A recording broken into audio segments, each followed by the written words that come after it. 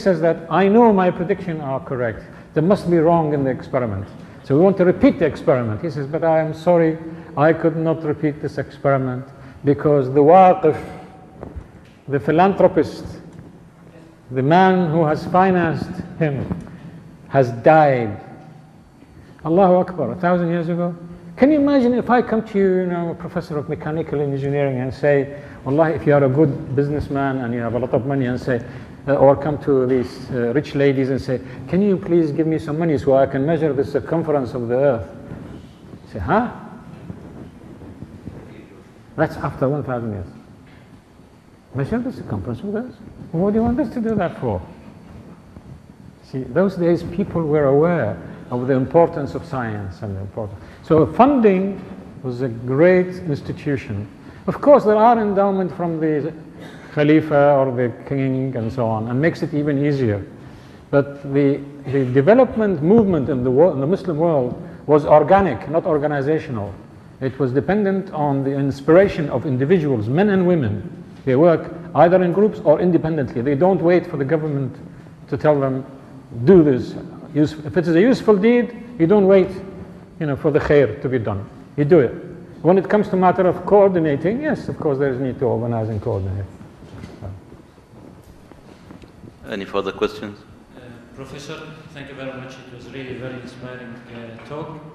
I see you relating basically this sort of collapse in the Islamic Renaissance or the golden ages of Islam to this misconception of al-amal al-salih, at least part of it. And so my question is, this misconception, why was it introduced? And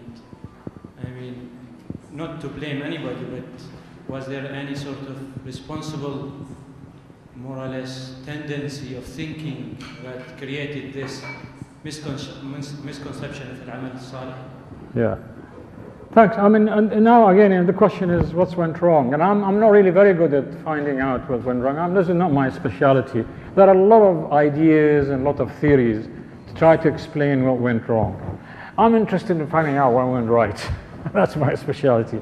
But I think people in management who are, very clever management experts will tell you that there is a life cycle in any company or organization or a government or a civilization even. And this is actually the theory of Ibn Khaldun, rahmatullahi alayh. Ibn Khaldun, in his Muqaddimah, he explains what happens to civilizations, to countries or even organizations, how they actually start and they go and then they reach a peak, and there are certain conditions that will make them come down, just like human beings. You get old, and you get sick, and then you decay, and then you go. Now, there are attempts in modern management techniques, and even historically speaking, in order to get, when you reach the top, you don't want to come down, you create another S-curve. So you have a new mission, and you have a revival of your ethos, of your moral conduct, you get inspired. You have a new strategy, and then you move. So companies can stay, but they change their ways.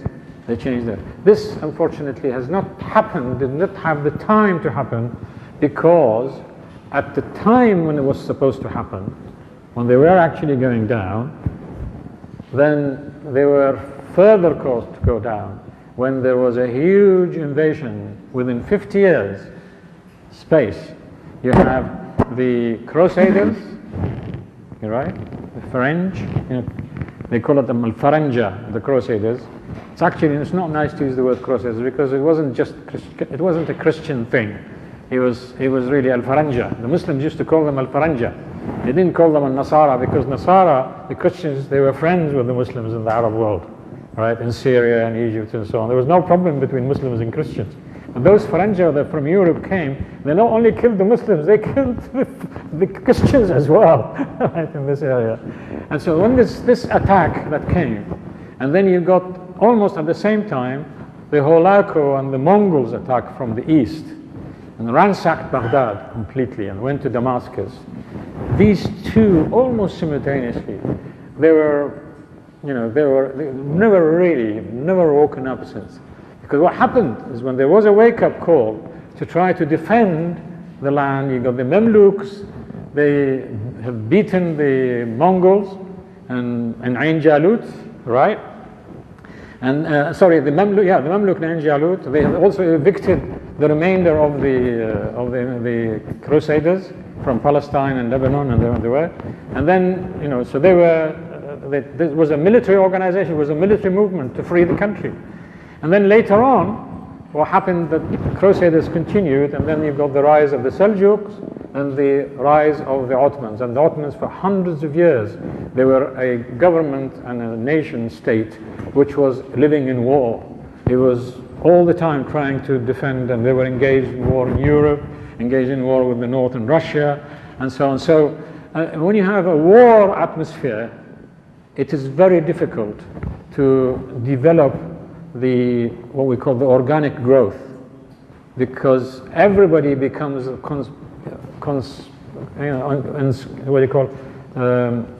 when you join the army, you become part of the army. All the industry, all Muslims, even the farms. The Sultan in Istanbul, it was a famous saying, is that the Sultan in Istanbul, they would know, this is where the Harim are. Tomorrow I will mention that. The Harim are the real people who were running the government in the Ottomans, right? Because they were all the clerks and so on, all women. They would know how many eggs are laid in a farm in the extreme part of Morocco. So, because of the supplies, the whole Muslim world became a supply, for the armies of the Ottomans and Sultans. So, what happened is that the individual inspiration and the organic movement that made someone like Al-Bayruni work, and the Awqaf system and so on, it has actually changed. I'm not putting blames, by the way. I think these are things that need to be investigated. But there's certainly a very clear transition between organic growth of Muslims and their science and so on. That means individuals work by themselves. If something goes wrong here, it doesn't affect that. There's no central.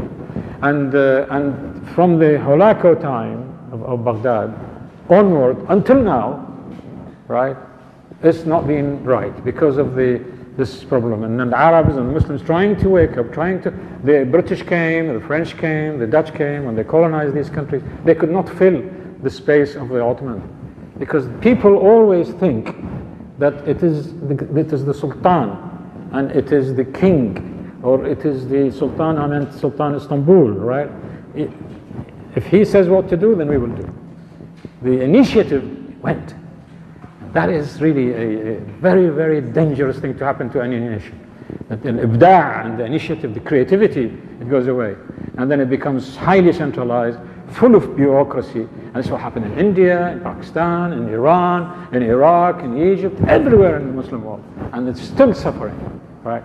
Until the individuals become inspired and they are encouraged by their governments, things will continue to be, unfortunately, in the fall. So it may be, some people say, what are you talking about? This is all wrong. I don't mind being told I'm wrong, but it's ijtihad, yani. Professor, thank you for the lecture today. So I guess it's a follow-up question on the guy before me. So you mentioned for the golden ages to come back, or innovation and a renaissance again, you need some conditions such as stability and so on.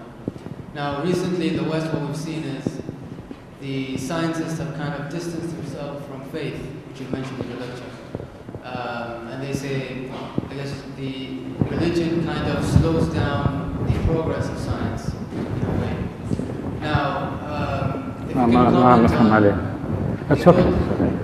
the golden ages of Islam, how that kind of played a part in helping developing some more innovations. And I don't know if you're familiar with the lecture by Neil deGrasse Tyson on the erosion of knowledge because of the religious environment. So you have an example, for example, in Europe, as soon as they kind of removed themselves from the church, the Renaissance started to move a lot quicker, I guess, and more innovations started to appear. Now, how does that kind of play a part in the Muslim world? Sorry, what's the question? Muslim world and the Muslim world? That's the question. I'll try to elaborate the question. What this gentleman is trying to say, in the early days of the Muslim really strong days, the Muslims were very much attached to the religion and following the religion and the Quran as what it taught them to do. So this is why they were strong, they were innovative, their amal salih was really amal salih, I mean to really help, and to the creativity and the hard working itself, it was motivated within, without waiting the material outcomes. And when they became weak or left the religion behind them, they became weak, so this is why they become backward. Vice versa, the Western, for the Christianity, when they left their religion, they started to look at the material side, they moved up. So he's asking, how could you explain? I hope I'm right. Right. Well, I mean, this is really a subject of another lecture, a lot of debates and so on. I have mentioned the idea of al-Iman and Amal Salih has to be useful, there has to be a balance. You can't have Amal Salih, right, in terms of Muslims, I mean, without Iman. I mean, the balance is you have Iman and you have Amal Salih. If you say that, okay, America and Europe and so on, they're all very successful, because your measure is material progress, right? But you actually, if you go and expand, and I mentioned that yesterday in my lecture, if you look at what is happening in reality in the world, we are passing through a very, very dangerous time. What's happening to whole humanity and the whole earth, what's happening to the energy consumption, the explosion of population, the impact on environment and ecology and so on. This has been devastating because of the American and the Western way of life. It's not all of it is wrong, but the exaggerated capitalist thinking, exaggerated consumerism, right, and without care to the environment and so on, has causes imbalance and causes a problem. Similarly, if you just go and become a monk and say, oh, I want to improve my Iman and my religion, well, you're not going to have any impact on the world, are you? You're just going to be clocking yourself away. So there has to be a balance of the two. What I'm saying is that for the Muslims, early Muslims, they had their mind, it was tuned to their faith. Because there's a hadith of the Prophet ﷺ says, إِنَّمَا الْأَعْمَالُ بِالنِّيَّاتِ وَإِنَّمَا لِكُلِّ امْرِئٍ مَا نَوَى. So that the deeds are by intention. You know, when in modern project management and modern strategic thinking, so on, this means, you know what is amal binniyat? It means planning. You have a vision, you have a plan, you have a business plan, then you have execution of your. This is all about amal binniyat, because then you ta'addu lahu al-'idda. They used to have a good mind to translate what is in their heart. Nowadays, I'm sure we don't lack a lot of Iman. Alhamdulillah, everywhere you go, there are good people, good Iman, they pray and so on. There are millions and millions of them around the world. What they need is a checkup from the neck up. You try to think about that one. So we'll get the answer the day after tomorrow, inshallah. Any further questions, sister? Thank you so much, Professor, for this presentation. And first of all, I would really appreciate to see this exhibition here in Oman. Your exhibition that is all over the world. And maybe to get it coordinated with the Ministry of Education, and maybe organize also some visits of children to this exhibition. This is a thought about the exhibition, and I have two questions. Actually, the first one is: are there other foundations such as yours which are interested in reviving or regenerating or talking about the Muslim heritage all over the world? And are you cooperating with them for this purpose? The other thing is, maybe you will address it, or you have already addressed it in your other lectures, which is how about now and how about the future? I do believe that we have scientists, Muslim scientists, who are achieving or who achieve that they are still alive, but who are not listed, who are not put in front of the scene. And therefore we are missing an occasion to get inspired and to get empowered about whatever they are doing or what they have done. We have lots of Nobel Prizes from the Muslim world, and in the same time, we are suffering, our countries, Muslim countries, are suffering from what we call the gray matter flying away of these countries, and they are being hosted by the West mainly, and also they are also put or celebrated for most of them. I read today only that among the 10 most eminent young innovators in the world that were celebrated in MIT, there were a couple of Muslims, or at least from Muslim culture. So, as we are doing so rightly for the Muslims of past times, are you thinking to do the same or similar things, and get these Muslims? Okay. Well, thanks very much. A number of questions. I think the first one is about other foundations and so on. We hope that other foundations will be established and grow. But our role, we are not foundation for history and so on. What we do, we are users of information which is manufactured and brought out by other foundations. So if you like to see us, we are like a factory. We have a production line. The raw material comes in from manuscripts and from publications out of those manuscripts, peer-reviewed in respectable journals, and then take this information and we reproduce it so that it suits the end result. If it is a film, make a high-quality film and so on. If it's a book, make a high-quality book. If it's for kids, teaching resources, exhibitions and so on. So this is what we do. But we use the scholars, and there are many foundations around the world who are the suppliers there. Each of them is, like universities and so on. So, but what our role is we use all this to try to produce a production line to get output, because there's nobody doing that. Right. Now, there are huge problems, of course, in the academic area. And the problem is, I'll give you an example. It's like you have a big minefield of gold outside Oman, but people are not exploring it.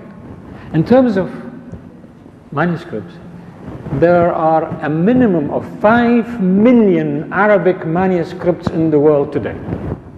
Do you know how many of them are edited? Yeah, you know what I mean by edited? It made it possible so you can read it.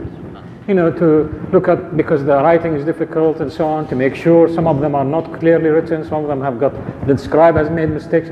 It is properly edited. There's only 50,000.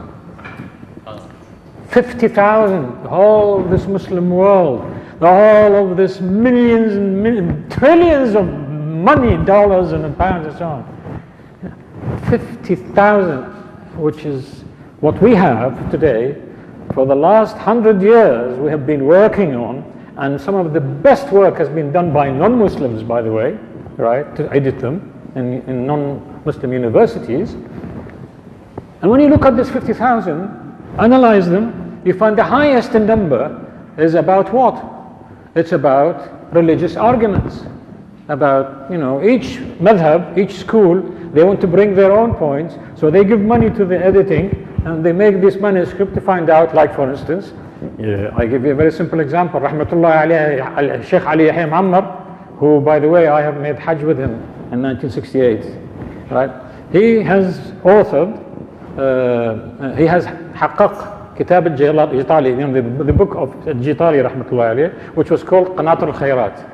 Now, what is the drive of this Qanat al-Khayrat? Because of his madhab. He wants to bring out you know, the method. And similarly, if you go to Kitab al-Shafi'i, right, and then people funded all these attempts, right, and you know, Shia, Sunnah. So you will find the highest number of, out of this 50,000 books about religion and theology. The next highest in number is about political fighting, right, about dynasties and wars and so on.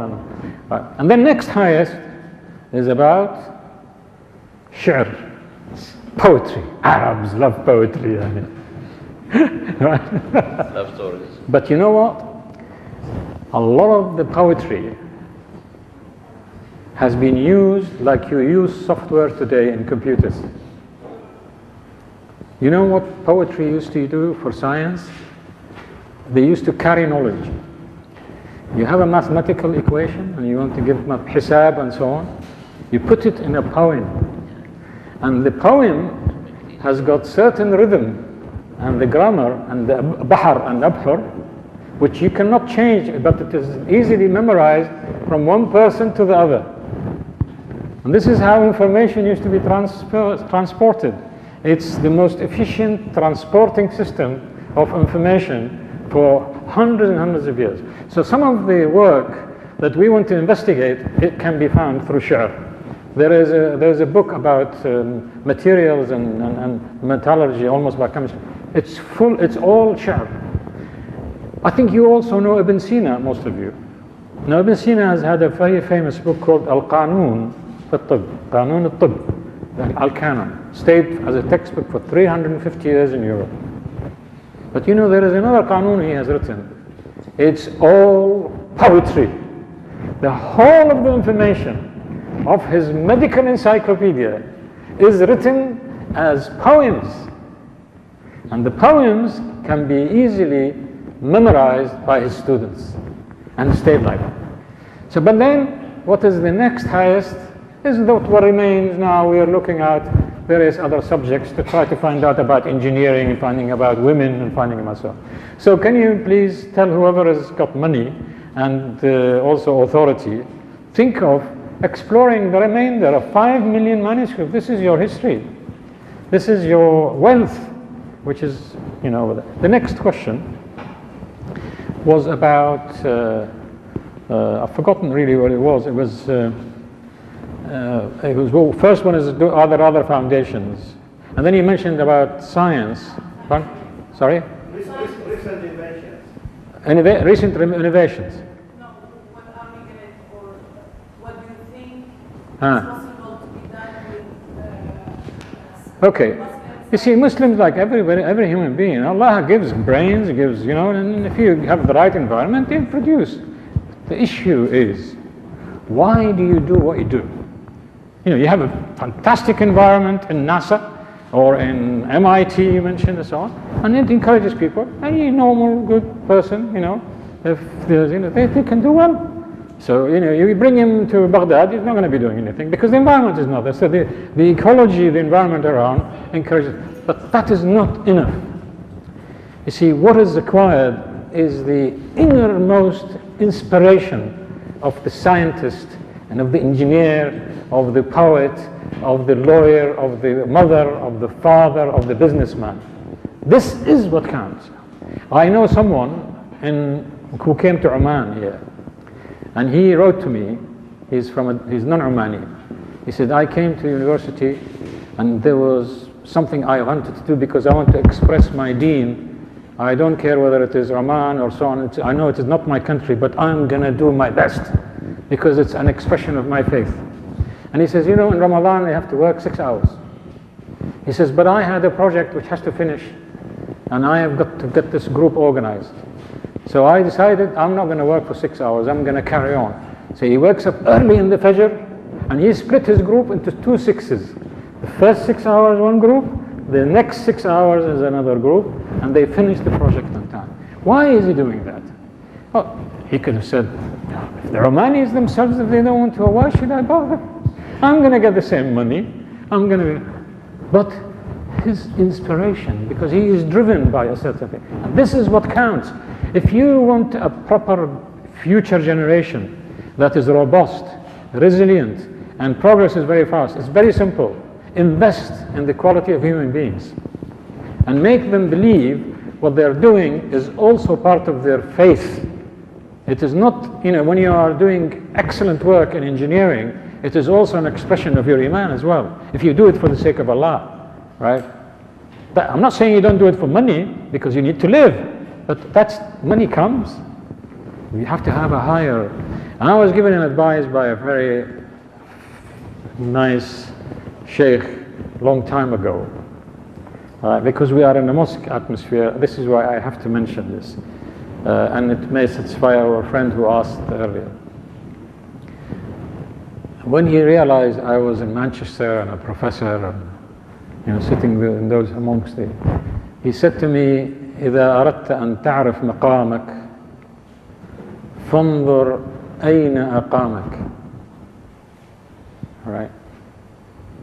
If you want to know your status in relations to God, try to discover, look at where He has placed you. In other words, you have to know your role in life. You have to know why you're there and what you're going to do, your positive impact. You have to make your life useful to others. This is, I think, is the real problem in any nation, particularly the Muslim nation. Hope I answered you. Thank you very much, Doctor. I think we can go on and on and on until Fajr time, because Professor, we are getting like pearls from his mouth, dural. So, Can you do one more question? I'll give you wasta. This will be the last question, please. Professor, can you highlight if there was any contribution in social systems? Okay, you have put a very strong case in terms of scientific inventions and technologies. What about social systems? Can you trace the systems that are existing today to Muslim heritage? Yeah, I mean, I expect that there should be a lot of contributions in the social sciences and so on. This is not my specialty, so I have to respect, but I have heard and seen a lot of work which actually brings out the substantial contributions of people like Ibn Khaldun. Right, this is, I mean, Ibn Khaldun's Muqaddimah was, I just remember something. When Reagan lost, he finished his presidency, and who came after Reagan? Was it Carter or was it Bush? Sorry? Not Bush the father, no, not after Reagan. Carter. I think it was Carter. Yeah. He gave him a book as a present. This is recorded. It was Muqaddimat Ibn Khaldun, right, in English, the introduction by Ibn Khaldun. He said to him, read this book. This Bedouin, all right, has taught me a great deal about how to run our financial system and taxing system and so on. I've got, the references if you're interested. So there is quite a lot of interest in social sciences, like how to run organization. Can you imagine you have an empire, or a state running from borders of China to Spain? You mean there are no management systems? There are no, there are no studies about psychology or about sociology. So of course there is. But there's 5 million manuscripts. You have to find out. It's quite a lot. I mean, we are now discovering the Islamic fiscal system and Islamic banking and so on. And right. Well, of course they must have been fantastic, because for 1,000 years the world had no inflation. No inflation for 1,000 years. Before that, when Roman Empire has collapsed, it collapsed mainly due to inflation, because they had running very high inflation. They tried to control it, they couldn't control it.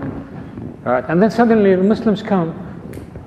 It's all solved very, very nicely. How did that happen? You need to investigate. Why is that? Right? Thank you very much, Doctor. Sorry? Beit al-Mal and Awqaf. Beit al-Mal and Awqaf. Beit al-Mal and Awqaf. This is a for big Friday evening lecture, I think. But I hope you're not going to be staying for 2 hours there. Thank you very much for attending. And there is much to say. And we shall meet tomorrow, inshallah. But remember one thing, the motivation toward working and producing is piousness, taqwa. The closer you are to Allah, the more productive and the better human being you are. Thank you very much.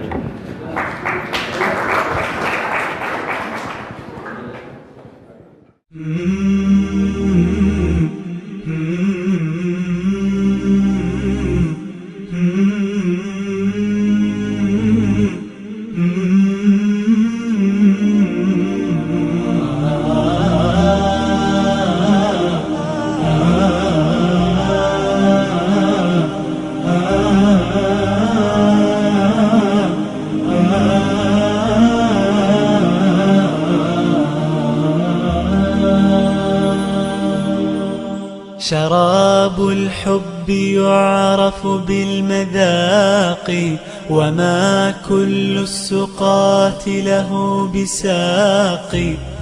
شراب الحب يعرف بالمذاق وما كل السقاة له بساق. أحب الله عن أدب وصدق ولا أرضى سوى التقوى خلاق. شراب الحب يعرف بالمذاق وما كل السقاة له بساق. شراب الحب يعرف بالمذاق وما كل السقاة له بساق.